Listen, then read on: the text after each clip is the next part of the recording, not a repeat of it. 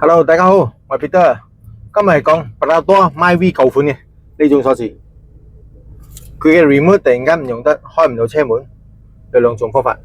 一個係教你點樣開車門 off alarm start engine，第二個方法係點樣教你 setting 翻去呢個 remote。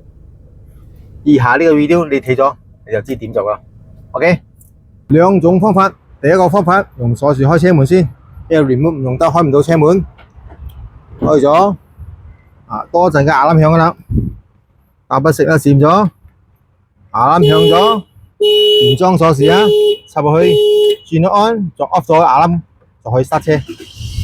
因為入邊呢個原裝入邊有一個 chip 嘅，個 chip 入邊 sensor 一 sensor 到佢就 off 牙冧啦。如果你本身做一支普通嗰啲鎖匙啊，係冇 chip 噶啦，係 off 唔到牙冧，就可以轉 off 唔到牙冧。OK， 第二個方法點樣 program 呢個 remote 呢個 setting 走咗 ，OK。轉你5下，1、2、3、4、5，佢響咗，你撳兩下，佢響咗，佢證明呢個已經入咗啦，可以function啦，就得噶啦。鎖門先